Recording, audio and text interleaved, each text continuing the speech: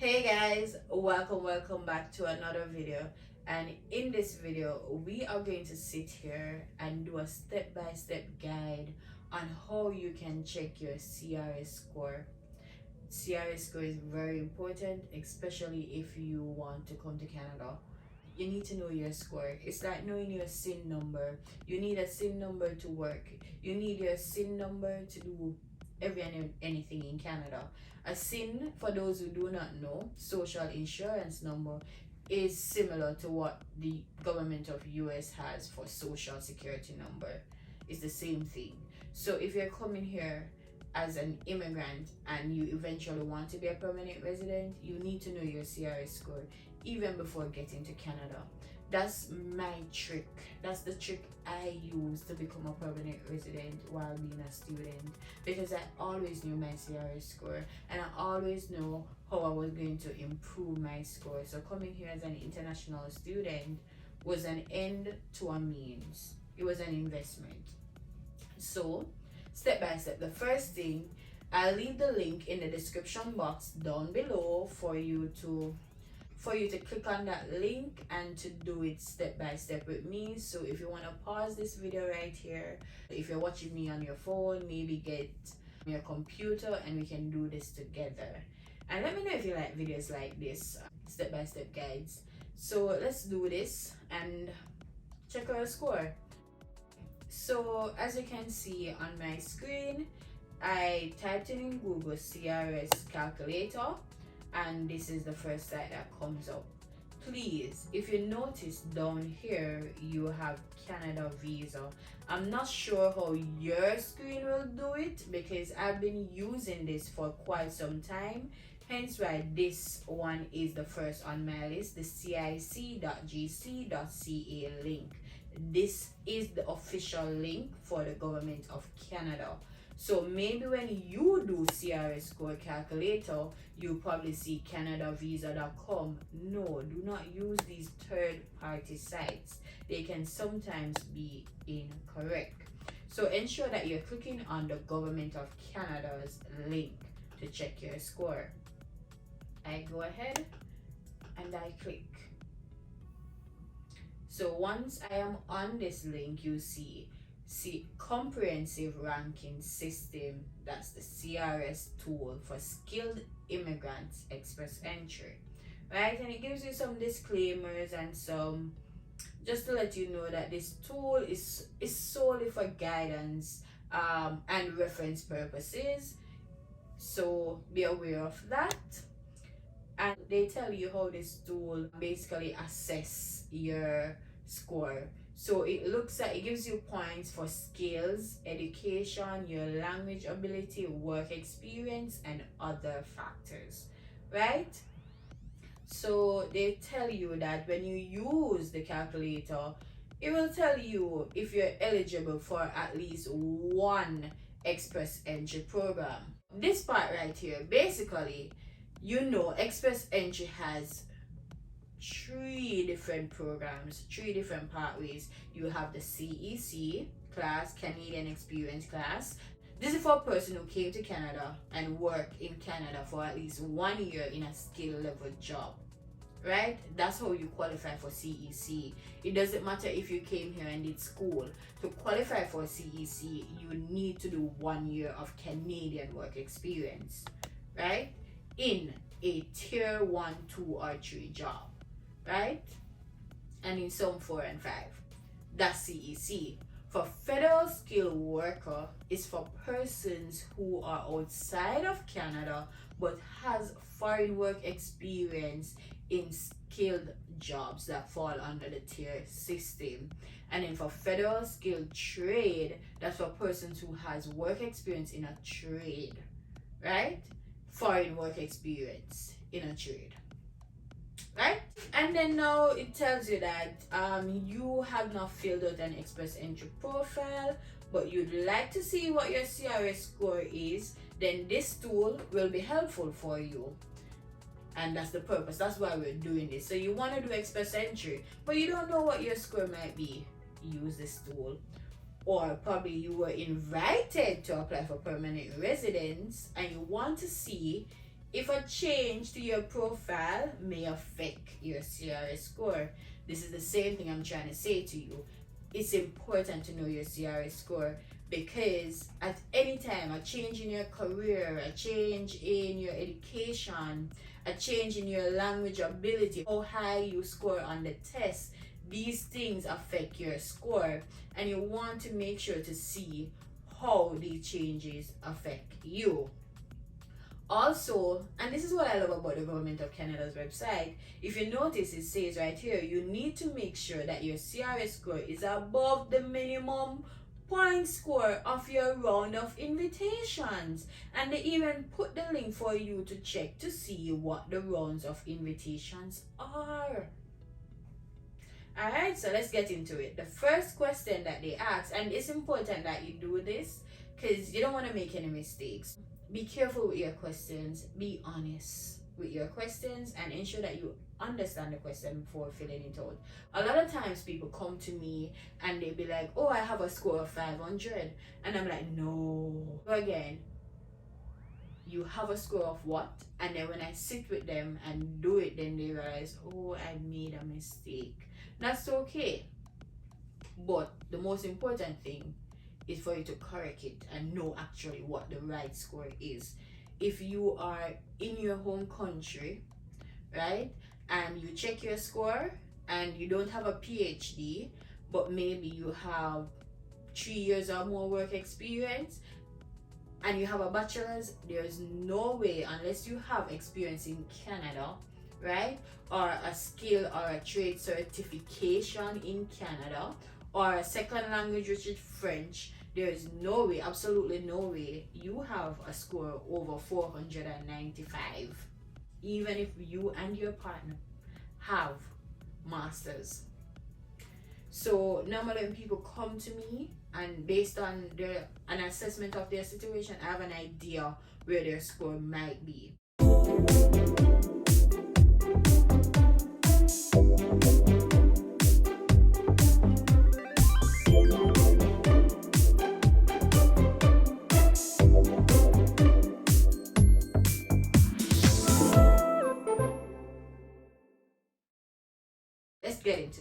Let's get into this.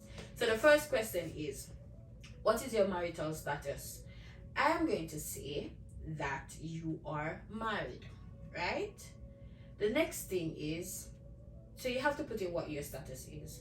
The next thing is your spouse or common law partner a citizen or permanent resident of Canada? You should know this. For me, I'm going to say no. Right?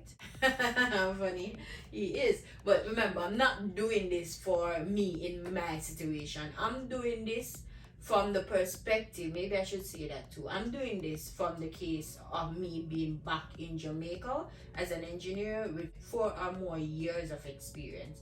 That's the perspective that we're doing this from. And this is what led me to come to Canada. So, okay, will your spouse or common law partner come with you to Canada? So back then I'd be like, yes, of course he's coming with me, right? They asked, how old are you? Back then I was 27 years old, right? Ooh, your girl is getting old. Alright, it asks next, what is your level of education, right? And it tells you right here, enter the highest level of education for which you earned, hint, hint, hint, earned a Canadian degree or diploma. So right here, it is asking you for education in Canada or Jamaica. It doesn't matter. When you do your West evaluation, this is what it tells you. Compared to Canada equivalency, what it is. At the time when I did it, mine was equivalent to a bachelor's degree of 3 years or more. Right? Down here now, 4B, it asks you though differently. Have you earned a Canadian degree, diploma, or certificate? At the time, no, I didn't have any degree in Canada. I didn't come to Canada to study, or I didn't do an online program from a Canadian school. So that was no. Then it asks me now about the language. My language English and French. So it's asking, are your test results less than 2 years? That's a criteria. For express entry, your test results must be less than 2 years. Otherwise, you need to do over the English language test, right? And at the time, yes, right? At the time, I didn't do Aldria though, but I was like, okay, it will be less. And then they asked, which language test did you take for your first official? For me, it was IELTS. I call it IELTS, IELTS, right? And then now you enter your test scores. When I was doing this at the time and I didn't take the test yet, I was positive. And I said, okay, I get the highest in all of them, right? And then I put in all the highest scores. Then it asks me, do you have other language results? For me, I did not. So I'm going to say not applicable. In your case, if you do, you can say yes. Then it go on to ask my work experience, and the work experience in the last 10 years, skilled work experience in Canada do I have. So this right here, you can read the fine print, is telling you that it must be paid and full-time, or even if it was part-time, but it must be equivalent to full-time at the end of maybe 2 years or 1.5 years, right? So for me, at the time, I did not have any work experience in Canada. So you can see, I go ahead and I select none or less than a year, right? Then now it asks me about my foreign work experience. This question is asking me about your work experience in your home country. For me, it was yes, I had 3 or more years. So select that. Put in what it is for you.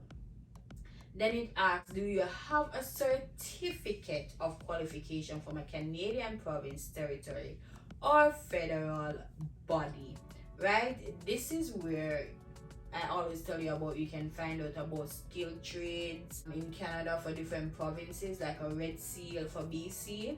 You can use this to research more about this and how you can get it. For me, it was a no. Moving on.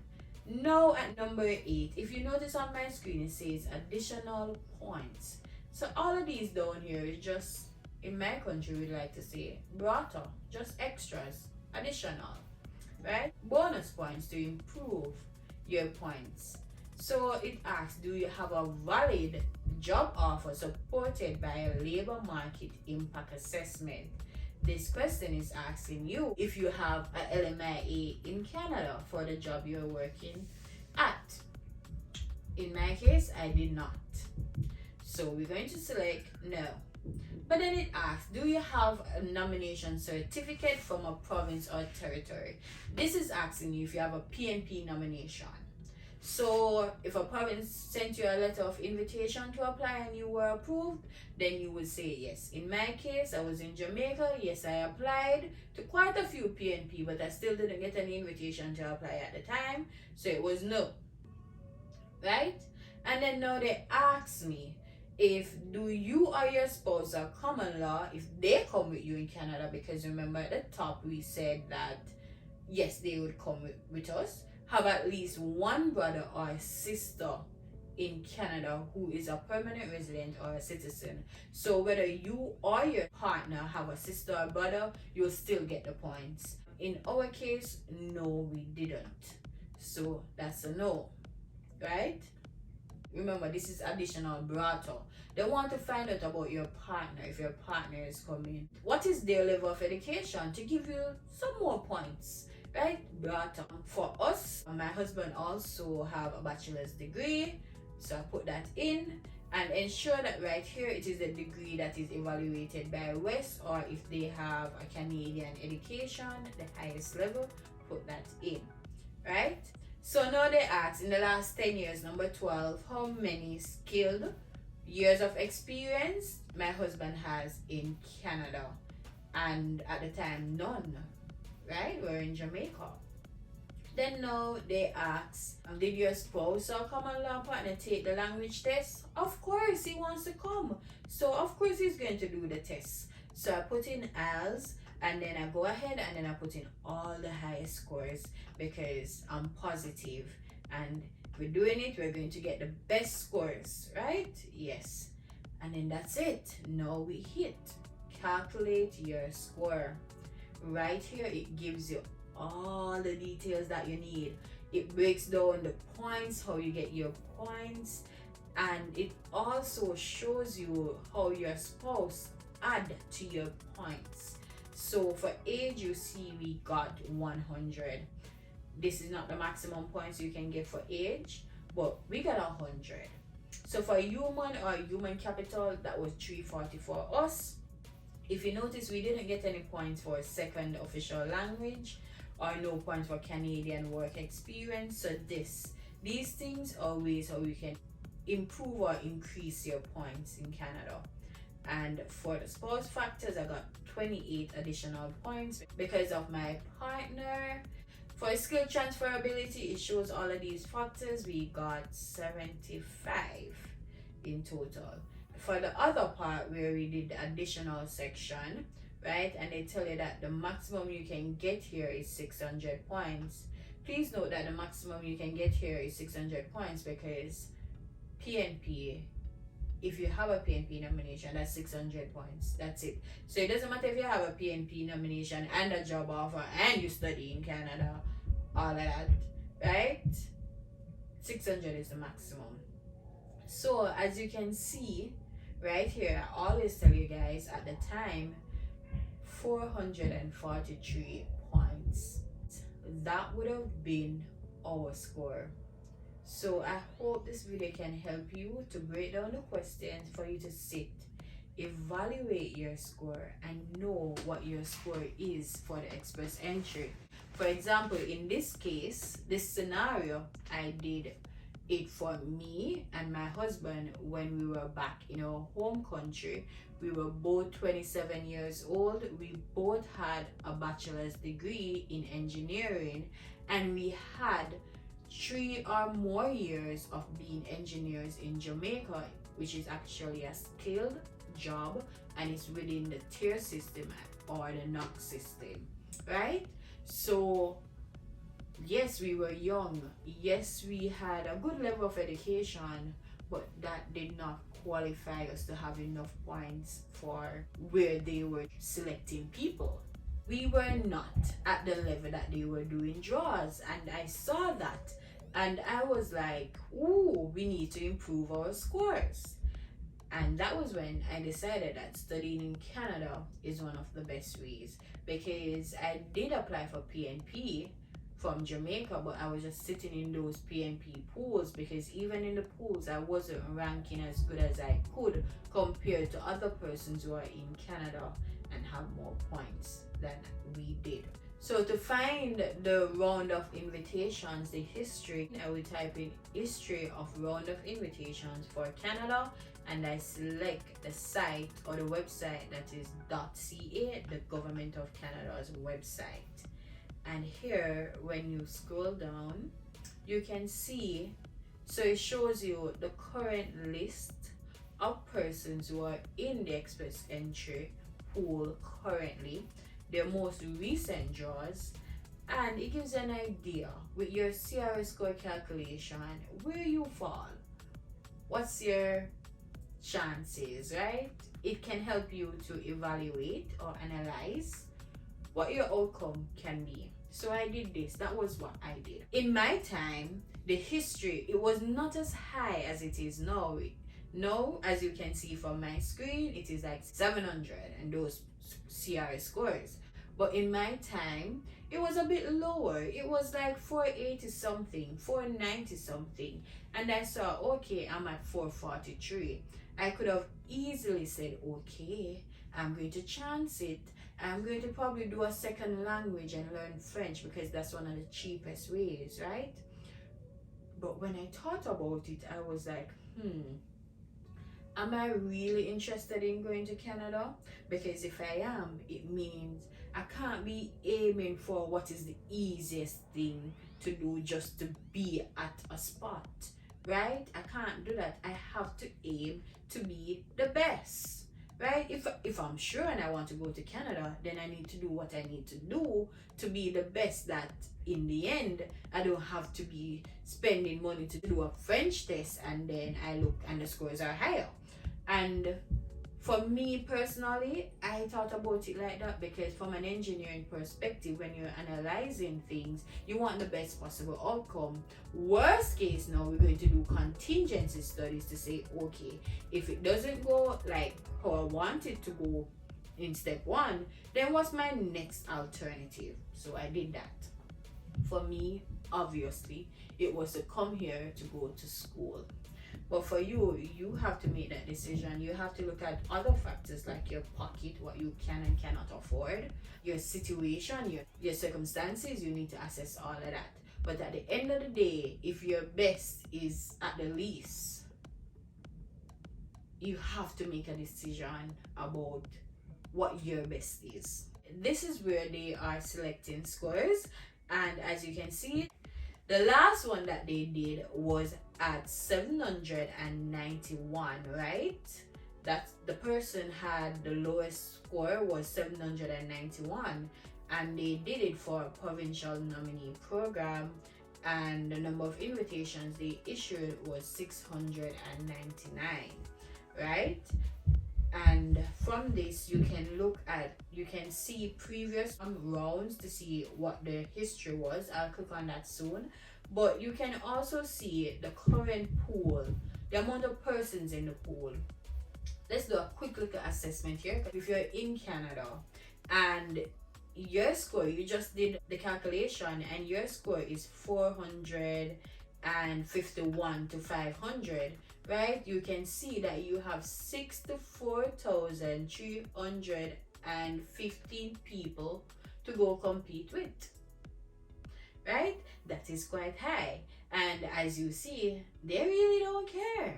They really do not care. They will keep on taking off the top of the cream until they have to go down.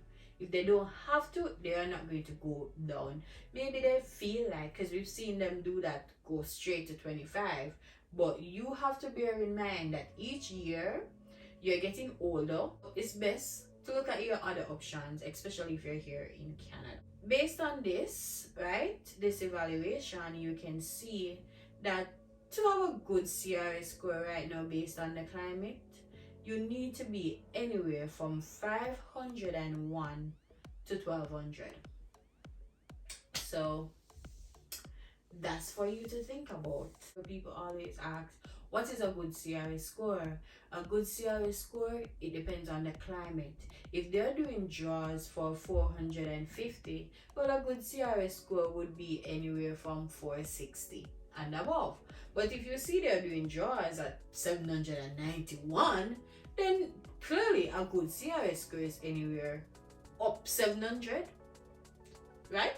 That was it for me. I will leave all the links in my description box down below, and you go ahead, play with the calculator, do your own little assessment, do your own little tweaking. And also remember that when you're doing it, right, for evaluation purposes, please, when you're doing it, if you're saying that you're going to get a Canadian education and you know that's probably going to be in the next 2 or 3 years, you also have to assess to say, hey, in the next 2 or 3 years you will be 28 or 29. You won't be the same 25 or 26, right? So you have to adjust your age with that, because as you adjust your age, your points do change, and that is something that you cannot do anything about.